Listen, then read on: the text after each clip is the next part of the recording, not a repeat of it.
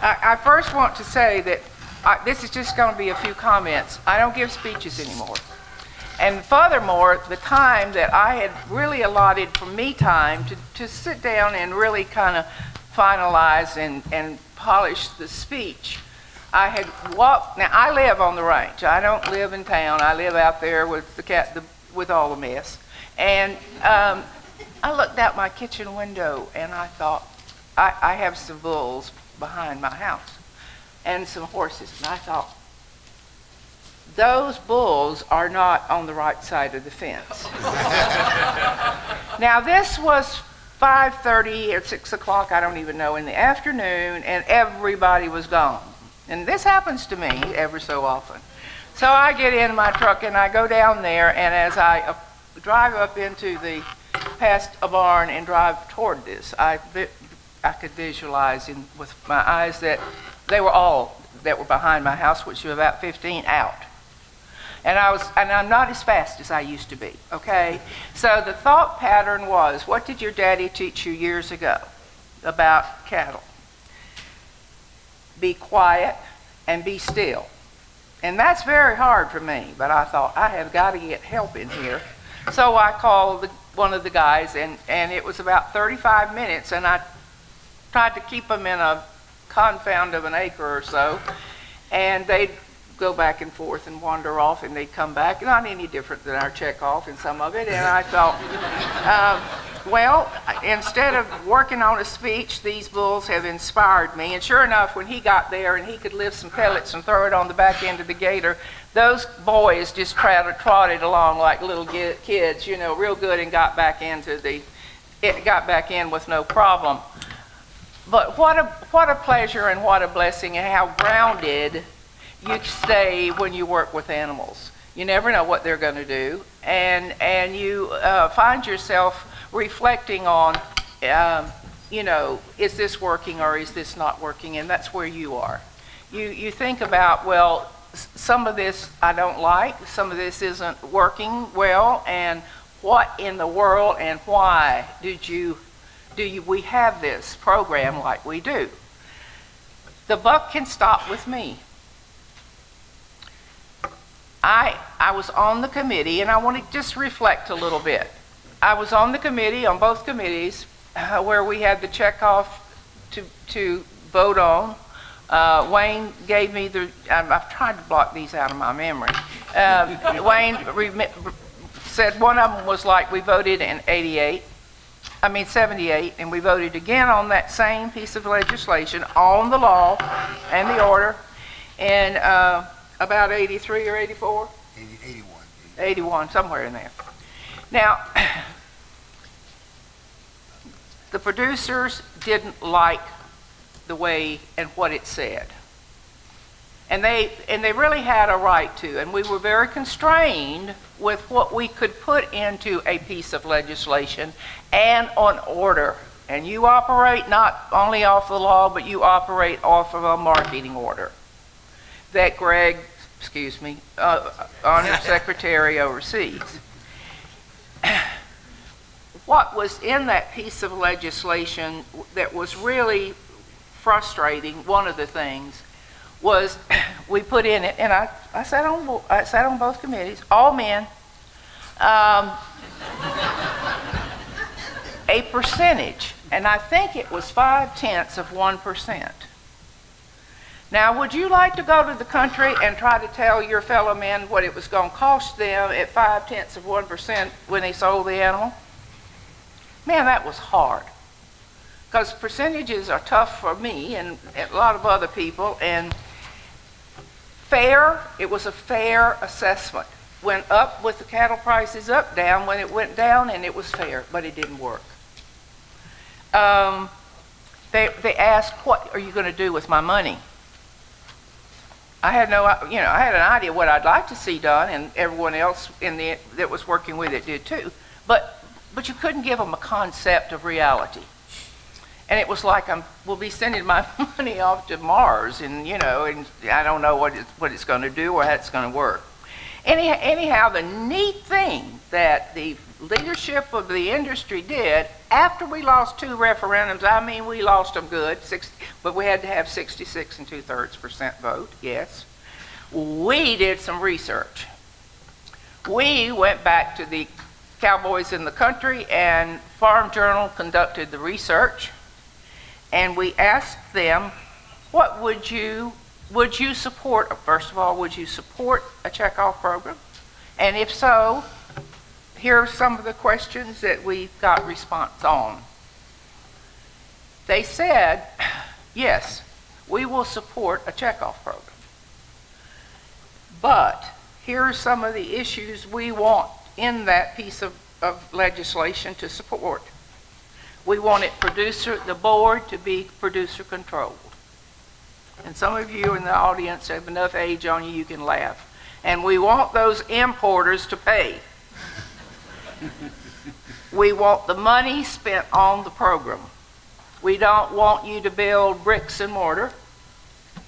We want you to use the existing state beef council and the industry governed organizations.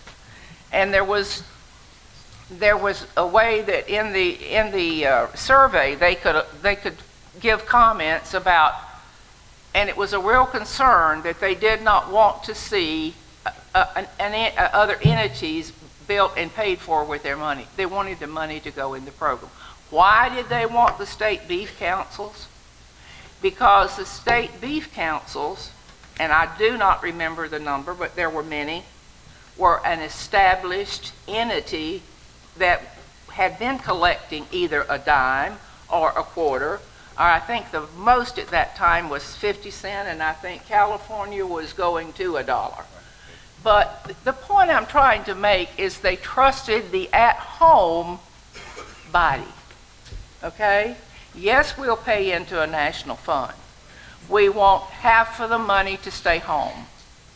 And this was not maybe the concept of other people, but it was what the producer was saying in the country that they wanted. And I think when you really stop and think about it, I think we all want some home rule with our money and with our life.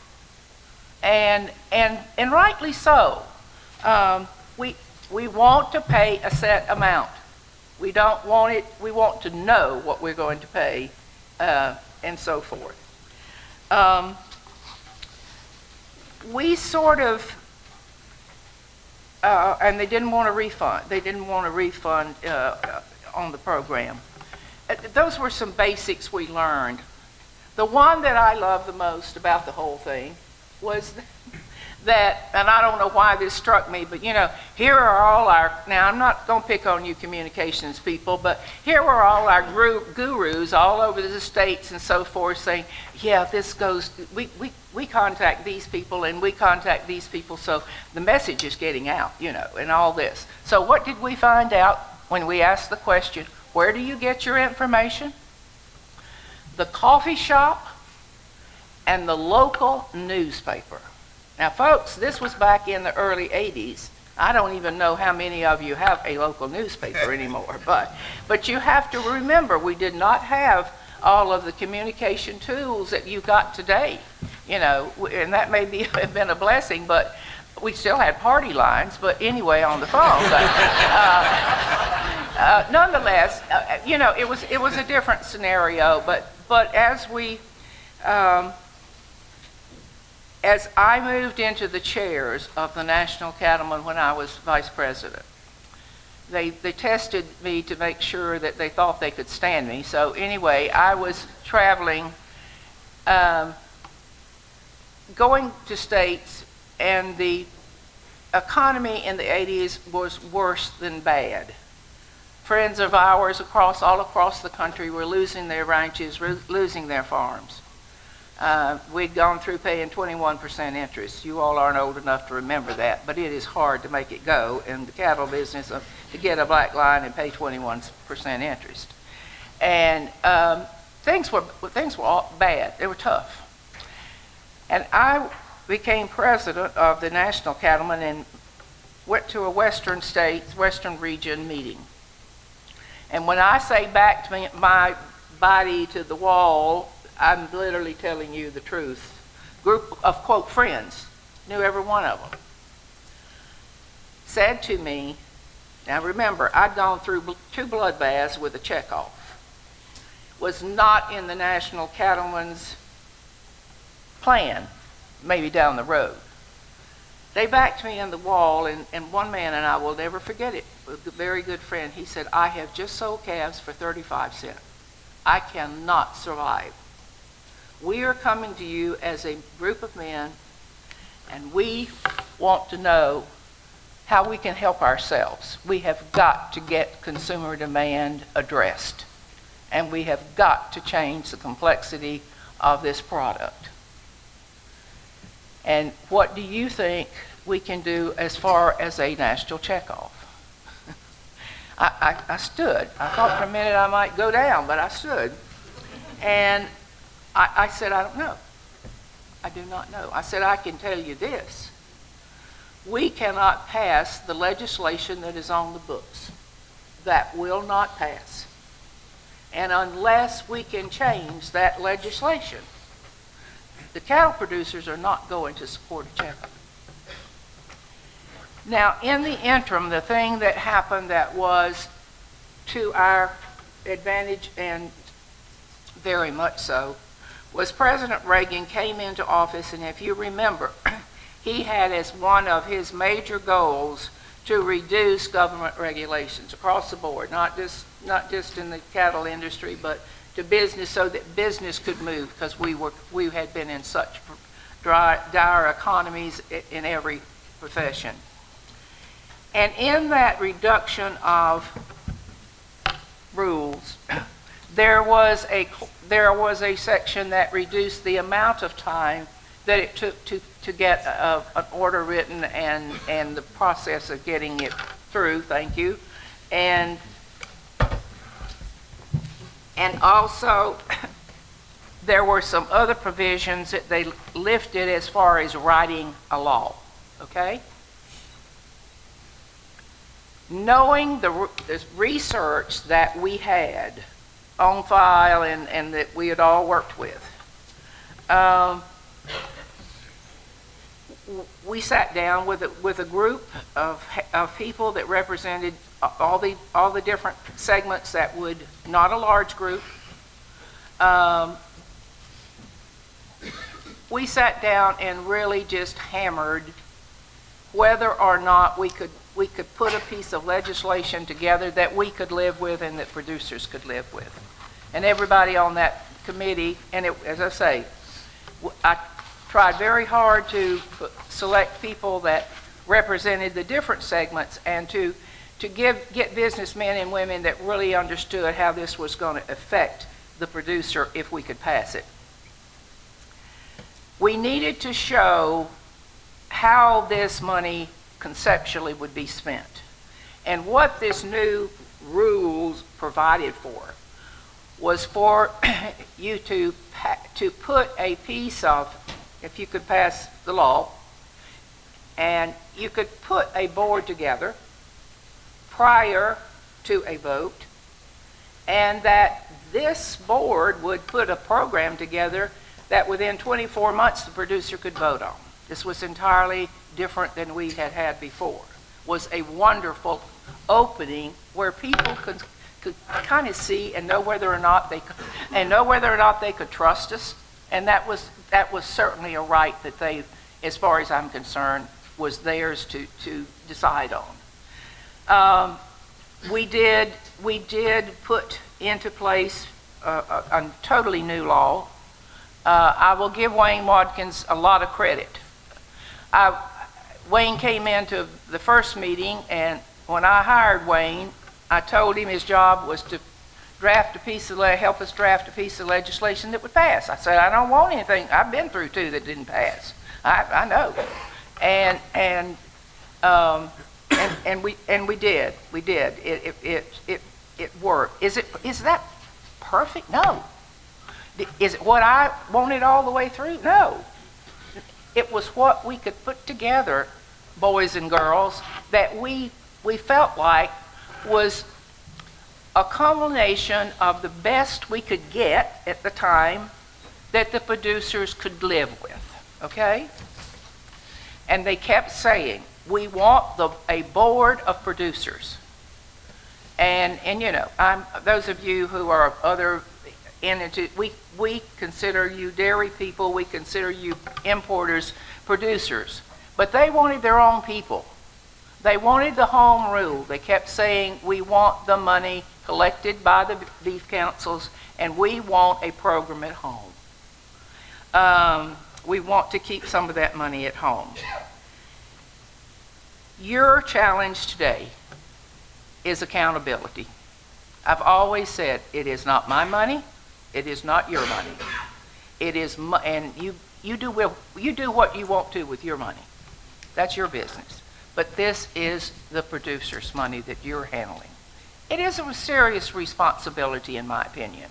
And I tried to take it, and certainly we've all had our ups and downs with really what we are doing, and you know, I don't have to tell you that we looked at the dairy program that was put into place right before we put our program into place, and with the National Cattlemen's leadership in Washington to get the law passed, and with the leadership in AMS and our team to put the order in place, we were able to put a board in place and get a program and vote 20 months later, and the vote was almost 80% in favor. You know, I made some notes here that we really had a wonderful team on our board just to begin the board. A lot of good, strong business men and women, and I reflect back on the first board meeting. We were all new, you know. I have to give my teammates of the vice chairman and treasurer, which was Jack Shelton and Fred Johnson. Fred had an extensive background in money and how to handle it, and he knew how to set up a set of books, and he knew how to be accountable, and he hung tough and tight and was a tremendous asset in starting it. Only thing I've ever done in my life, and I've been on a lot of fundraising committees, the only thing I've ever done in my life that when you walked in the first meeting, you knew there was going to be several $1 million coming in that you were responsible for. And it was serious. As far as I'm concerned, and our board was very serious. We learned to laugh at ourselves. What a valuable trait. We had some people that just knew how to say something to lift us all, and what a wonderful positive thing that did. We became friends. We were friends for those. I don't know if Linda's still in here or not. Linda Davis. Friends for life.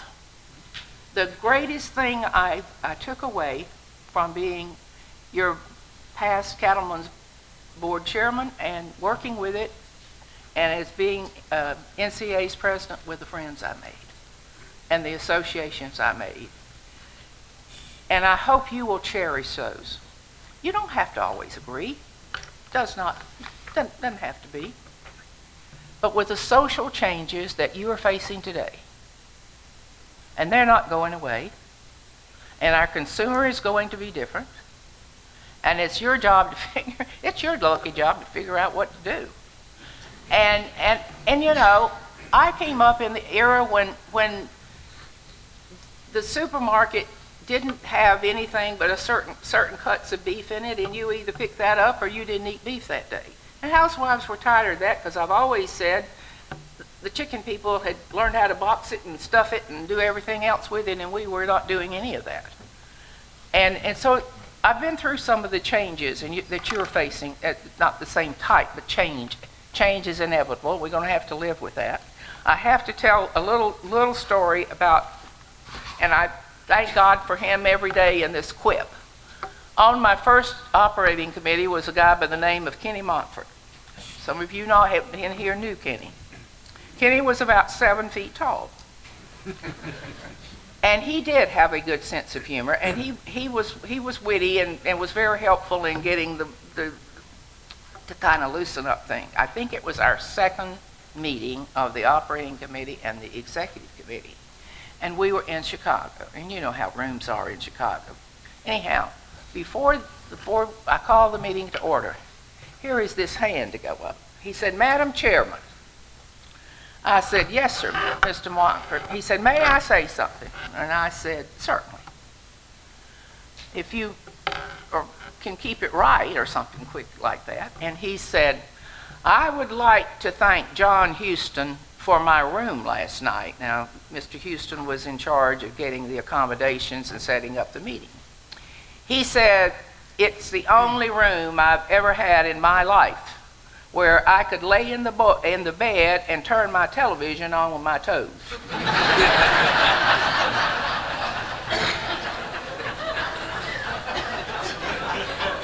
And I want you to know it absolutely lifted the meeting to a different level, because there is humor, there is laughter, and there's friendship. And I want to thank you from the bottom of my heart for serving on this board. I understand that there are challenges, and you're not always going to agree, and I respect that, but remember, the majority voted to have this program, and it's your responsibility to wisely spend the money. And I don't have anything else to say because the bulls got out. But if it's okay, Mr. Chairman, I would entertain a question or two if it's all right. Please, we would love that. Are there any questions from our board members? I gave you basically the history because I was asked to reflect upon it, and I hope it helps you to understand why the program is where it is and what's in it. And I go back to one of the opening statements I made. We tried to put a program together that would pass and we would have a checkoff. That was our ultimate goal, and no, it is not perfect. But thank you very much. I appreciate being with you, and most of all, I appreciate you serving. Thank you. Thank you.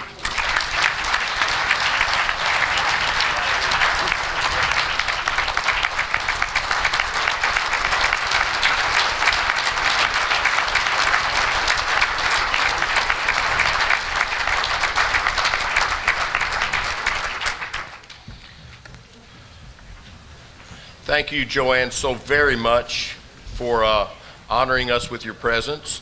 We appreciate you for a lifetime of dedication to the industry, both the beef industry and agriculture in general. We probably would not even be here today without your leadership and vision, and we wholeheartedly thank you for being here today. Thank you one more time.